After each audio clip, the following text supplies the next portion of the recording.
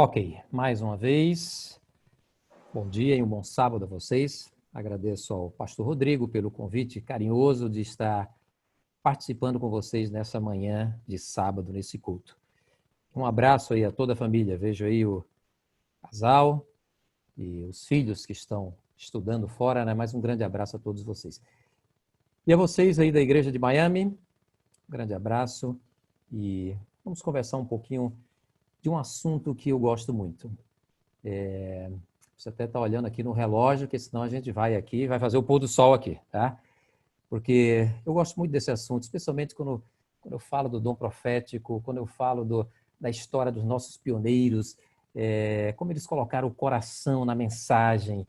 E o meu assunto hoje vai ser mais sobre o dom profético e mais especificamente sobre Ellen White, contando um pouquinho da história de Ellen White. Bom, eu gostaria de começar com esse texto. Esse maior está na segunda carta de Timóteo, né, no capítulo 1, no versículo 12, aonde Paulo, carta de Timóteo, possivelmente a última que Paulo escreveu, tá? E aí Paulo então diz: "E por isso estou sofrendo estas coisas. Todavia não me envergonho, porque eu sei em quem tenho crido, e estou certo de que ele é poderoso para guardar o meu depósito até aquele dia." Se a gente for na primeira carta de Timóteo, mesmo capítulo 1, e do versículo 12 até o versículo 17, a gente vê que Paulo conta um pouco da história dele. E Paulo diz que ele perseguiu a igreja, de que ele fez muitas coisas erradas, mas a graça de Deus alcançou. E ele que se considera agora o menor entre os seguidores de Cristo, mas ele era muito grato a Deus pelo que Deus fez por ele.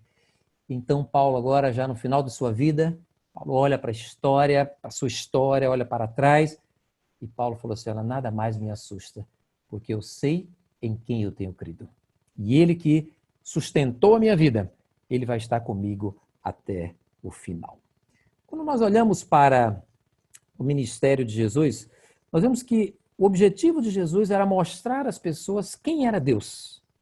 Havia uma concepção errônea de quem era Deus. Mas Jesus vem e mostra assim: não, Deus, olhem para mim. Tá? E o que é que Jesus fazia? Curava, perdoava, abraçava as pessoas. E essa era a imagem de Deus que a humanidade precisava. Então Jesus veio aqui para restaurar, para mostrar às pessoas quem era Deus. E quando a gente viu que Jesus pregou, o tema predileto dele era falar sobre o amor do Pai. E é o que a Bíblia fala. Então é isso que os profetas falam também. Há muita repreensão, é verdade, os profetas. O objetivo do profeta era alertar as pessoas sobre a aliança que Deus tinha feito com eles. Então, como o povo se distanciava, então os profetas repreendiam, os profetas puxavam a orelha, e tem algumas mensagens fortes. Mas o que a gente vê é aqueles que foram chamados para o ministério profético, chamando a atenção das pessoas para a aliança que Deus tinha feito com eles. E quem era Deus? Era um Deus de amor. Era aquele Deus que tirou o povo do Egito, aquele Deus que guardou Abraão, Isaac e Jacó. Esse era o Deus da aliança. E a mensagem dos profetas era apontar para esse Deus. Agora, o cânon bíblico fechou. João escreveu o Apocalipse, e ali então nós temos o último apóstolo, que ainda estava vivo, e ele descansa. Mas quando nós olhamos para alguns textos da Bíblia, eu não vou ler por causa de tempo, tá? Quando nós olhamos para alguns textos da Bíblia, Apocalipse 12, 17, diz que o remanescente, esse remanescente que vai se levantar nos últimos dias da história, ele guarda os mandamentos de Deus e ele tem o testemunho de Jesus. Quando nós vamos para Apocalipse 19, versículo 10, ali diz que o testemunho de Jesus é o espírito de profecia. E em Apocalipse 22, 8, 9, esclarece um pouquinho mais. Então, o que a gente entende é que Apocalipse 12, 17 está dizendo o seguinte: vai se levantar um remanescente nos dias finais da história. Esse remanescente guarda os mandamentos de Deus e esse remanescente tem o testemunho de Jesus. O que significa o testemunho de Jesus? O espírito de profecia. O que significa isso? Deus se revelando a algumas pessoas, a quem nós chamamos de profetas, e esses profetas então passam a mensagem de Deus para nós. Então a Bíblia é um produto do espírito de profecia, onde o Espírito Santo se revela aos profetas. Como a Bíblia fala de um remanescente, então nós vemos aqui que a Bíblia está apontando para esse ministério profético, não se encerrando com o Novo Testamento, mas que ele continua. E esse remanescente vai ter o dom profético entre eles. Agora, muitas pessoas podem dizer que são profetas. Nós temos aí várias denominações, várias pessoas que dizem, eu sou profeta. Como é que nós testamos um profeta? Há 4 testes básicos e principais na Bíblia para se testar um profeta. O primeiro, Isaías 8:20, onde diz que se o profeta falar alguma coisa que não esteja de acordo com a lei e o testemunho, ou seja, nos dias de Isaías, o testemunho dos profetas e a lei que se referia aos escritos de Moisés, se alguém se levantasse como um profeta falando contrário a isso, essa pessoa era um profeta falso. Então, um profeta, mesmo que ele se levante depois do fechamento do cânon bíblico, ou seja, encerrado ali os escritos da Bíblia, esse profeta tem que falar em harmonia com a Bíblia. Ele não pode se levantar com algo novo, algo diferente, que seja contrário ao que a Bíblia diz. Um outro teste é que as profecias preditas precisam se cumprir. Então, se o profeta fala aquilo que vai acontecer, isso tem que acontecer. A não ser que essas profecias sejam condicionais. Nós temos algumas profecias na Bíblia condicionais, como, por exemplo, Jonas, que chegou em Nínive e falou assim, olha, essa cidade vai ser destruída. E Deus depois não destruiu. Então, havia uma condicionalidade naquela mensagem. Mas o que o profeta fala, se não houver essa condicionalidade, isso precisa se cumprir. É claro que alguns falsos profetas também podem falar alguma coisa, isso pode acontecer. Então, nós temos que juntar esse teste com o teste anterior. O profeta fala, se cumpre, mas a mensagem do profeta também tem que ser de acordo com os profetas que se levantaram anteriormente. O profeta também tem que dar bons frutos na sua vida, não que ele seja perfeito. Os profetas da Bíblia, Abraão, Isaac, Jacó, Davi e outros, cometeram falhas, mas eram homens e mulheres que tinham intimidade com Deus. E os frutos da vida eram bons frutos. Mesmo que cometessem um deslize em algum momento, mas a vida como um todo era uma vida que era dirigida por Deus. Então isso também revela se o profeta é falso ou verdadeiro. E a mensagem do profeta tem que conduzir a Jesus. O profeta não vai falar de si. O profeta não vai apresentar, olha, eu vou mostrar quem sou eu. Não. O objetivo do profeta é trazer a mensagem que Deus revelou a ele. E essa mensagem aponta para o plano da redenção. Essa mensagem aponta para o nosso Salvador, que é Jesus Cristo. Então, nós, adventistas, consideramos Ellen White como uma mensageira do Senhor, como alguém a quem Deus chamou para o ministério profético. Ela passa nesses testes. Ela é uma pessoa que a sua vida demonstra que ela estava em harmonia com aquilo que a palavra de Deus fala. Uma pessoa que predisse algumas coisas e essas coisas nós estamos vendo se cumprir aqui na nossa frente. E o meu destaque nessa manhã vai ser exatamente essa última parte. Uma mensagem que conduzia para Jesus. Quem foi Ellen White? Nasceu no lar de Robert Harmon e Eunice Harmon. E ela nasce no ano de 1827. Já haviam 6 crianças nesse lar. E aí ela nasceu junto com a sua irmã gêmea, Elizabeth, e aí então completou aí a família. 8 filhos, o pai e a mãe. Eles eram metodistas e eram pessoas fiéis à igreja. Antes do século XIX, ali pelo século XVIII, e aí adentrando também na metade ali do século XIX, houve um reavivamento muito grande nos Estados Unidos. E esse reavivamento apontava muito para Deus. Só que o quadro que se apresentava era de um Deus, um Deus que se irava, um Deus que vinha para se vingar. Então, a imagem que passava era o seguinte: se você não consertar a sua vida, Deus vem para lhe castigar. E aí, nesse contexto, nasce essa jovenzinha, Ellen Gold Harmon. Como criança, vocês conhecem a história, que ela recebeu ali uma pedrada, e ela sofreu muito com aquilo, quase que ela morre. E ela então agora ficou naquela, Senhor, ela perdeu a esperança de estudar, e ela realmente não teve mais condições de estudar. Ela perdeu a esperança de ter uma vida normal, ela perdeu a esperança de ser aquela jovenzinha bonitinha como ela era. Tá? Ela até conta que às vezes ela ia brincar com outras crianças, as crianças se afastavam dela, enquanto o seu rosto ainda estava se recuperando, estava um pouco inchado. E ela sofreu com tudo isso. E ela começou a falar, Senhor, se eu morresse, era melhor. Mas com essa mensagem de um Deus, se você não estiver preparado, você vai queimar no inferno eternamente. Então isso assustava aquela criança, aquela juvenil, né? E ela sofria muito com isso. No ano de 1840, Ellen White nasceu em 1827, então aqui ela tinha cerca de 12 anos, 12, 13 anos. Guilherme Miller, ou William Miller, vai até a sua cidade em Portland, onde morava a família Harmon. E ele começa então a falar da volta de Jesus. Olha, de acordo com a profecia, Jesus vai retornar ali por volta do ano 1843 e 1844. Aquela jovenzinha que já tinha perdido esperança de uma vida normal, ela olhou para isso com muita empolgação, porque ela falava assim, olha, daqui a alguns meses, daqui a poucos anos, Jesus retorna, e aí a minha vida então será uma felicidade. Só que enquanto ela olhava para isso, ela se amedrontava e ela dizia, meu Deus, eu não sou uma pessoa perfeita, eu sou uma criança com meus defeitos, eu tenho minhas dificuldades. Será que eu estou salva?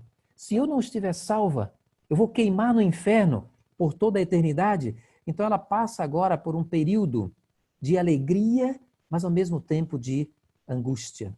E aí ela foi para um acampamento metodista. E nesse acampamento o pastor falou sobre o rei Assuero e Esther. E o rei falava o seguinte, Esther precisava se apresentar diante do rei Assuero, mas ela estava com medo, porque se o rei não autorizasse, ela seria condenada à morte. E aí o pastor no sermão falou o seguinte, mas quando Esther entrou, mesmo aquele rei mau, aquele rei que se vingava facilmente, ele autorizou Esther entrar. E o pastor fala, imagine Deus, que é o nosso Pai, que nos ama. Se você for à presença de Deus, é claro que ele vai autorizar você estar diante dele. É claro que ele vai gostar dessa reunião. Então não tenha medo de Deus. Pelo contrário, tenha prazer e tenha alegria em estar com Deus. E esse sermão trouxe uma alegria muito grande para aquela jovenzinha, aquela adolescente. E ela saiu dali muito, muito empolgada.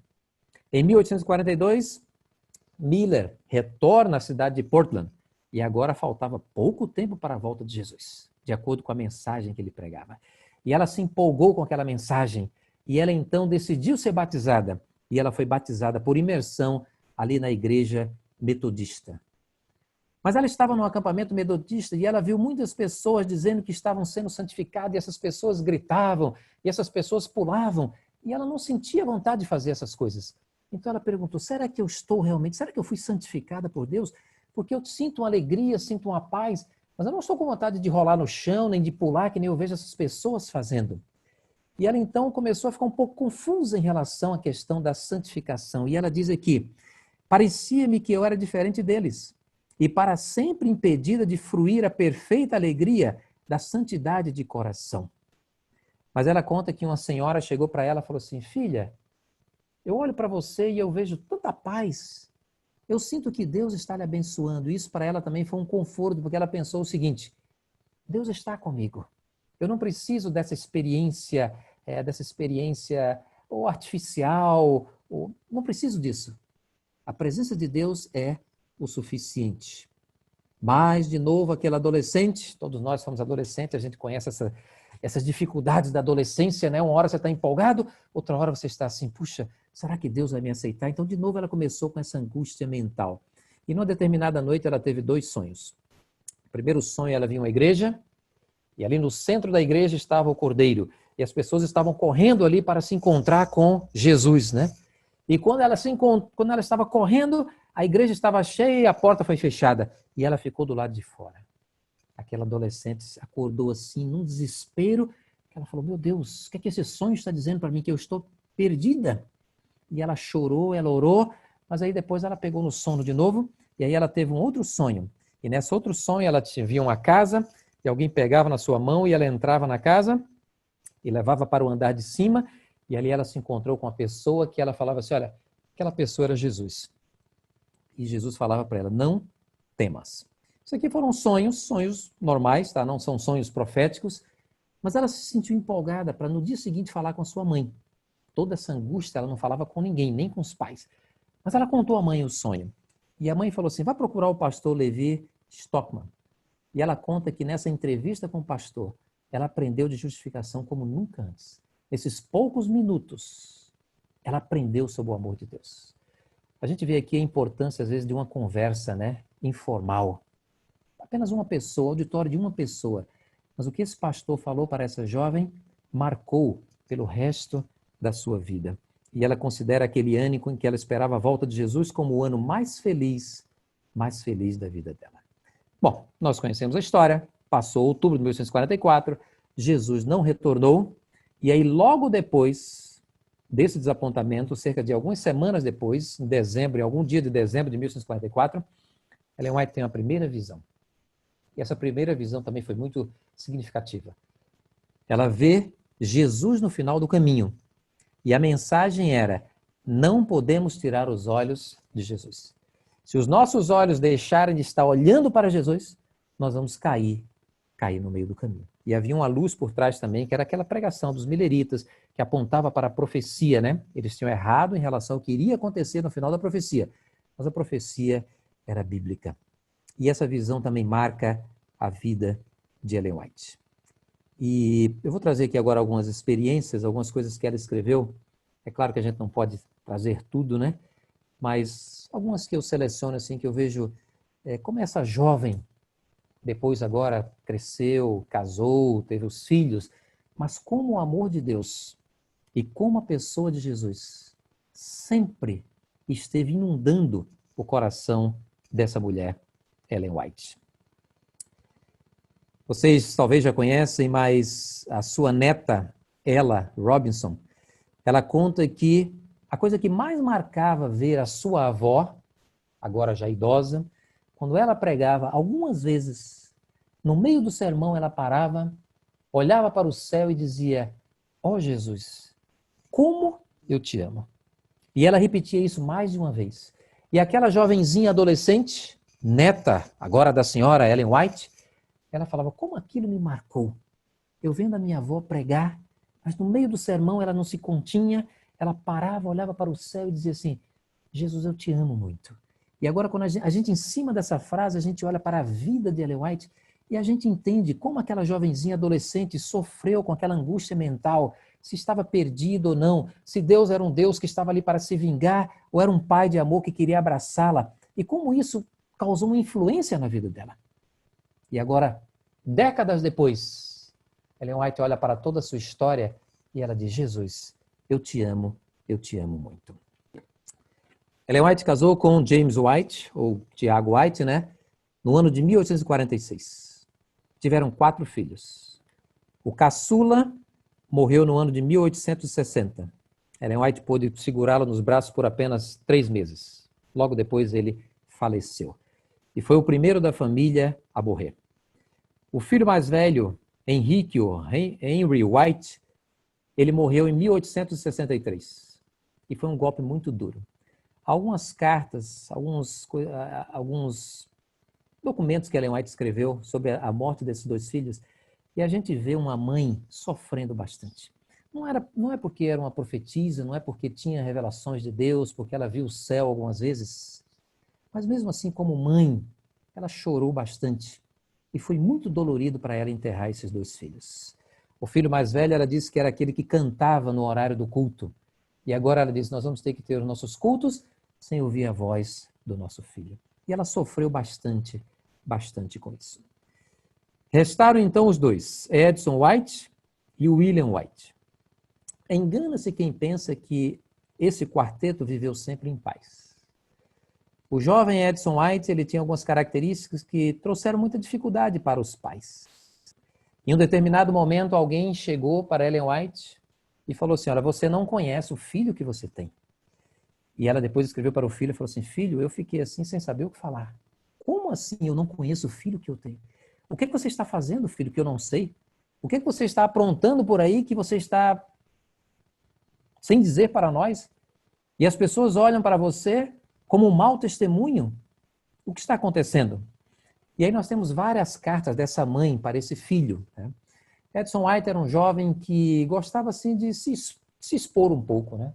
Em determinado momento ele trabalhava ali na Review and Herald e ele conseguiu comprar um casaco E o prazer dele era colocar esse casaco e desfilar pela cidade de Battle Creek para que todo mundo olhasse que ele estava com um casaco de uma marca boa, né? Algo assim caro. E ela falava, filho, você não precisa disso. Pouco depois que ele cresceu, ele começou a ter algumas empresas, ele tinha algumas gráficas, né? E ele também não sabia administrar muito bem o dinheiro. Antes de começar aquele empreendimento, ele já ia, comprava 2 máquinas, já colocava lá, antes de ganhar 1 centavo, ele já começava a investir pesado. E os pais diziam, filho, comece devagar, comece pequeno, e aí crescendo você vai e compra outro equipamento, mas ele já começava assim. E aí as coisas não iam para frente, daqui a pouco ele estava devendo aluguel, daqui a pouco ele estava devendo as máquinas, os pais ajudaram em alguns momentos, mas eles falaram assim, filho, você precisa mudar. Você precisa ser mais responsável naquilo que você faz. Ele também não era muito apegado às coisas religiosas. Embora fosse filho do presidente da Associação Geral e filho de Ellen White, a história diz que ele chegava na igreja às vezes e dormia, olhava para o sermão e não achava interessante. E esse jovem conta que realmente ele teve uma experiência de conversão quando ele estava com 40 anos de idade. Ou seja, seu pai até já tinha falecido, né? Então, há muitas cartas onde a gente vê o sofrimento dos pais. E isso causou, inclusive, algumas desentendimentos entre o casal. Porque Tiago White falava o seguinte, olha, esse menino não dá mais, eu tenho que falar mais sério com ele. E a Ellen White entrava e falava assim, querido, vamos ter um pouquinho mais de paciência, vamos conversar com ele, vamos ver, ele está melhorando, ele está crescendo, ele está amadurecendo. Tal. Então, alguns conflitos entre o casal foi por conta do filho. Bom, o filho cresceu, continuou assim com essas suas dificuldades para administrar dinheiro, e o que aconteceu foi que outros se afastaram dele. As pessoas pararam de confiar no Edson White. E em determinado momento ele pensou em começar uma nova empresa, mas ninguém queria ser sócio dele. Ninguém tinha mais coragem de emprestar dinheiro para ele. E isso o desanimou. E aí, nesse momento sombrio da vida de Edson White, Ellen White escreveu uma carta para ele. Carta em 1879. Tiago White ainda estava vivo, né? Tiago White morreu em 1881.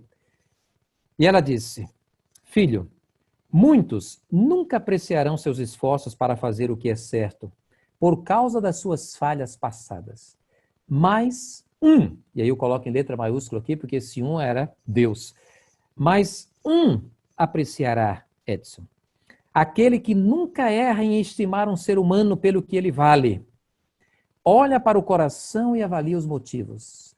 Jesus te ama, meu filho, e ele será para você um socorro presente em todos os momentos em que for preciso. Ou seja, uma mãe escrevendo para um filho dizendo, filho, não desanime, porque há que não desistiu de você ainda. E esse que é Deus, ele lhe ama. Se você se entregar para ele, se você chegar para ele e falar, Senhor, eu preciso da tua ajuda, me perdoa, me ajuda, esse Deus continuará com você. E a história de Edson, depois da morte do seu pai, alguns anos depois, Edson sentiu um desejo muito grande de fazer algo pela igreja, pelas pessoas, e ele construiu esse barco aqui chamado de Morning Star, e ele foi pregar para a comunidade negra de ex-escravos, né, ali no sul dos Estados Unidos, que é onde vocês estão aí, nessa região, né, no sul dos Estados Unidos. E ele fez um trabalho fantástico. Ainda hoje, a comunidade afro-americana nos Estados Unidos considera Edson, depois de Ellen White, considera a pessoa mais importante na história adventista deles, né, na história de vida deles, inclusive. Então ele fez um tremendo trabalho, mas era um jovem que estava desistindo, era um jovem que estava desanimado. E a mãe trouxe uma mensagem dizendo para ele, não desista, porque Deus não desistiu de você. Eu tenho a história desse outro homem aqui, Ira Abi. Esse homem também trabalhou para a igreja, mas depois teve algumas dificuldades. Ele era um homem muito rude, muito difícil de lidar, ele não tinha muita paciência com os outros, e quando ele via alguma coisa errada, ele condenava facilmente. Ele vai escrever algumas cartas para ele que ele tivesse um coração maior, tá? E amasse mais as pessoas. Mas ele foi se cada vez piorando, terminou abandonando a família, foi viver uma outra vida. Ellen White escreveu algumas cartas para ele, E chegou num determinado momento que esse homem falou assim, olha, eu já fui tão longe. Abandonei minha esposa, abandonei meus filhos, abandonei a igreja. Eu estou perdido. Eu acho que eu vou tirar a minha vida. Esse homem era pai da melhor amiga de Ellen White, né? E Ellen White tinha um carinho muito grande por ele. E nesse momento que o homem estava lá para baixo, no fundo do poço, olhando e dizendo, eu fui longe demais, não há solução para mim. Para que eu preciso viver ainda se eu já estou, se já está decretada a minha perda eterna? Nesse contexto, Ellen White escreveu uma carta para ele em 1890 e Ellen White disse, eu te imploro, não sente-se em desespero, sem esperança e não faça nada. Você não pode perecer se vier a Jesus assim como você está, pecaminoso e poluído, vil e corrompido moralmente. Mas Jesus é amplamente capaz de salvar o mais difícil e o pecador mais perverso e contaminado. Se você vier como desesperado e poluído pelo pecado e se lançar ao pé da cruz, pobre, miserável, cego e nu, há um Salvador para te levantar. Se você fixar os olhos em Jesus, você viverá. Que mensagem vinda de um profeta. Que mensagem vinda para alcançar o coração de alguém que não via mais esperança. Mas a mensagem foi, não desista. Deus continua olhando para você. Deus continua querendo salvar você. Vá do jeito que você está. Se arrependa. Abra o seu coração diante de Deus. E Ele pode purificar seus pecados. Ele pode lhe perdoar. Ele pode refazer a sua vida. E a história final desse homem foi que esse homem se arrependeu, voltou para a sua família e um pouco depois, quando ele faleceu, nós temos uma nota na revista Adventista dizendo, faleceu um servo de Deus. Ou seja, essa carta, essa mensagem de Deus para esse homem salvou a vida desse homem. Ellen White teve uma irmã. Da família dos 8 irmãos, apenas 3 se tornaram adventistas. Os pais, Robert e Eunice, e 3 dos 8 filhos. Os outros nunca se tornaram adventistas. Alguns eram metodistas e outros não queriam nada com religião. E Ellen White sofria com isso. Mas Ellen White sofria mais ainda com a sua irmã gêmea, Elizabeth. Essa jovem estava pronta para se batizar. Mas aí, pouco antes do desapontamento, a igreja metodista desligou toda a família do hall de membros. E é possível que essa jovem ficou tão triste com isso, que depois do desapontamento ela perdeu interesse por coisas religiosas. Casou-se com um homem que também não tinha interesse em coisas religiosas e seguiu uma vida sem religião. E Ellen White visitou ela algumas vezes. Há uma carta que Ellen White escreve para o seu esposo e ela diz, nenhuma oração, nenhuma bênção na mesa das casas das minhas irmãs. E uma das irmãs era a sua irmã gêmea, Elizabeth. Todos nós temos parentes, queridos que estão fora da igreja. Isso, a gente, com carinho, a gente ora por eles. O nosso sonho é que essas pessoas abraçassem essa mensagem de salvação que nós conhecemos também. Mas alguns preferem não, alguns decidem não. Então, Ellen White também sofreu com isso dentro de casa. E sofreu também com a sua irmã. Pouco antes da Elizabeth morrer, ela era chamada de Lizzie, ela adoeceu. E ela esteve em cima da cama por algumas semanas. E Ellen White escreveu uma carta para ela. Eu não tenho a carta aqui, mas a carta dizia o seguinte, minha irmã, se você olhar para Jesus, ele esquece todo o seu passado. E ele lhe abraça como se você estivesse nascendo de novo. Ele pode te curar, mas mesmo se ele não te curar, e você vier a descansar, descanse nos braços de Jesus. Esse mesmo Deus que você rejeitou por tanto tempo, esse mesmo Deus que você viveu a sua vida independente dele, agora no leito da dor, se você olhar para ele, ele está disposto a lhe abraçar e fazer de você uma nova criatura. Infelizmente, nós não temos uma resposta do que aconteceu em relação a essa carta, se a irmã aceitou ou não. A irmã veio falecer pouco tempo depois e Ellen White também nunca mais comentou nada sobre isso.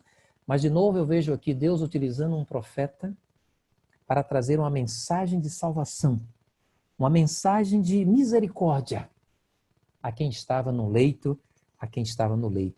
da dor.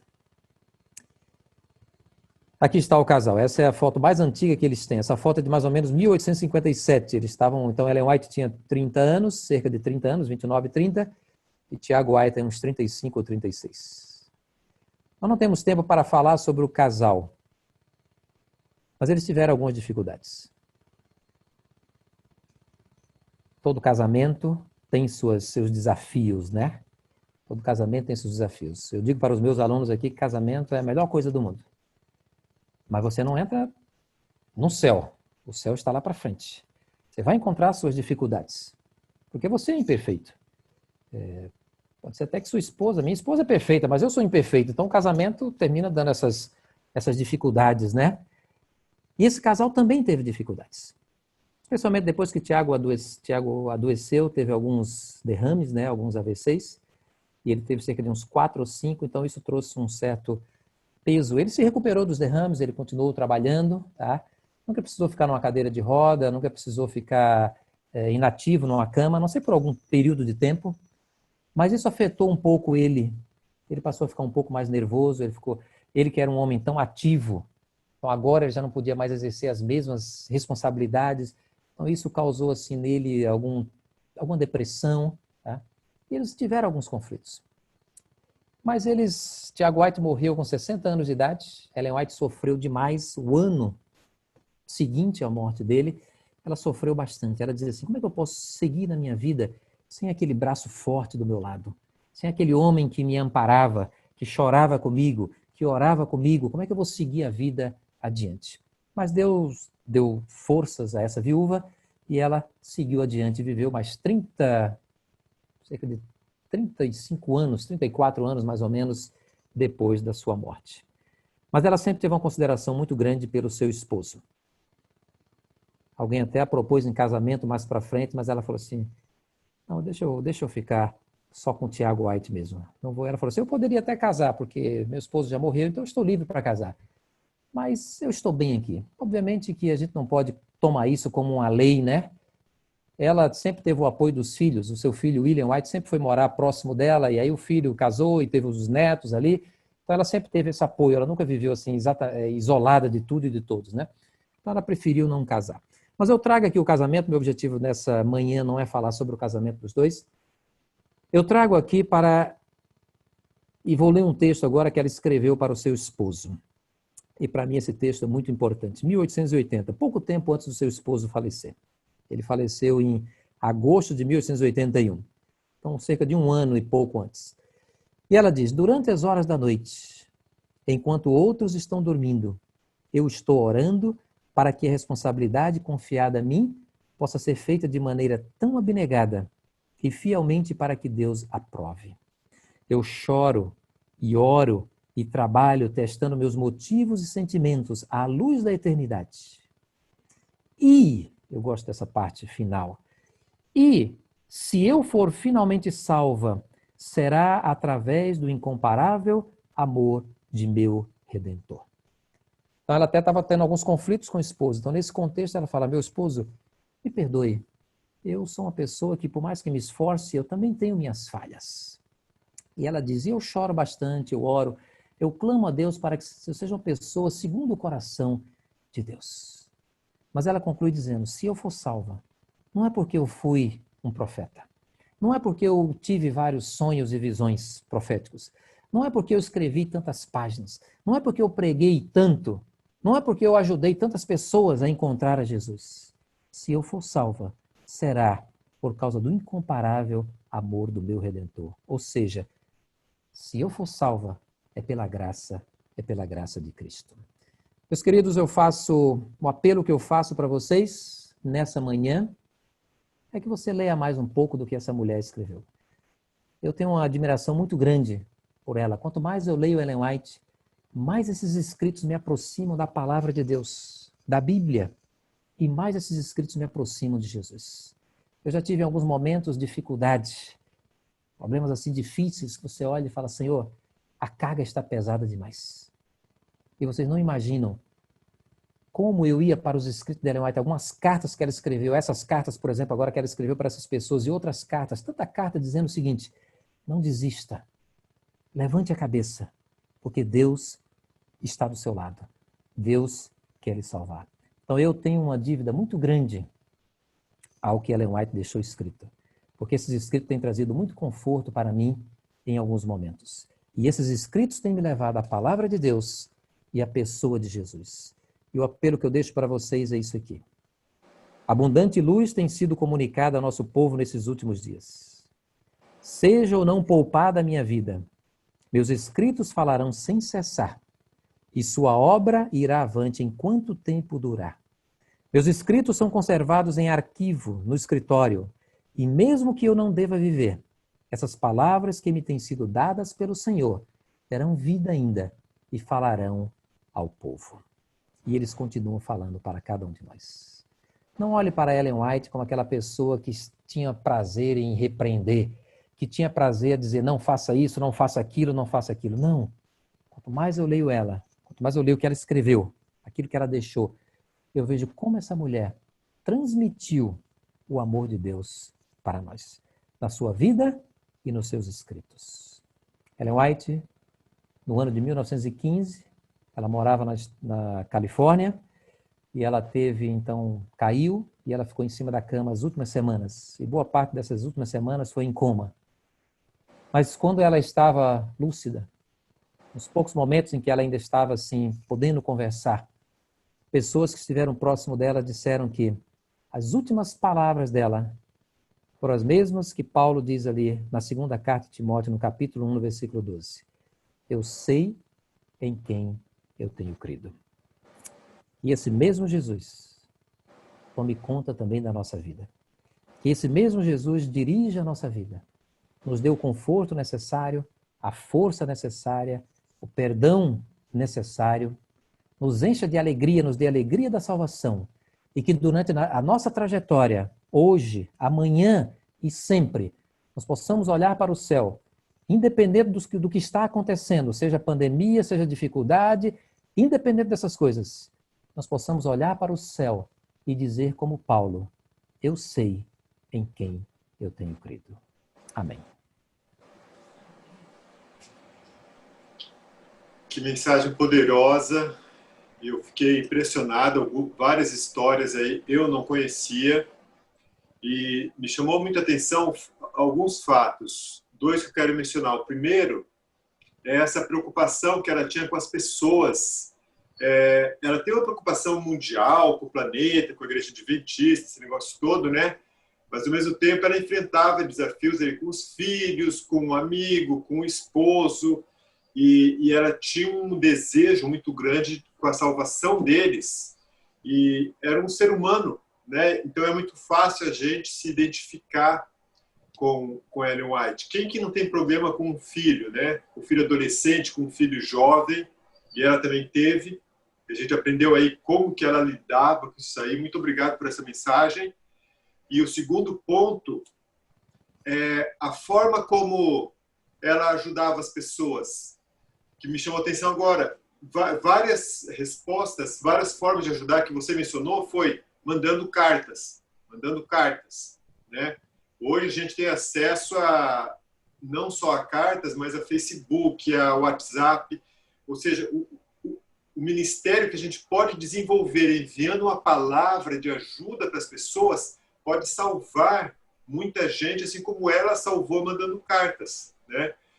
Então, eu me identifiquei muito com essa mensagem, gostei muito e espero que tenha servido também para os nossos membros, os nossos amigos que estão conectados pelo Facebook, pelo Zoom e estão participando com a gente aqui.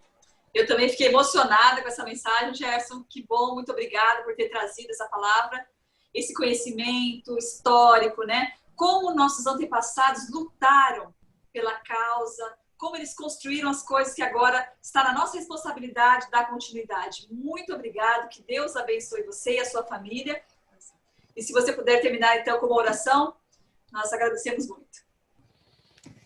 E eu agradeço muito a Deus também porque a internet nos ajudou, né? Acho que em nenhum momento aqui houve alguma falha. Deus abençoe todos vocês. Vamos falar com Deus. Querido Deus e bom Pai, ó Senhor, nós te louvamos pelo que o Senhor é, pela tua bondade, pelo teu amor, pela tua misericórdia, pela tua graça que nos alcançou.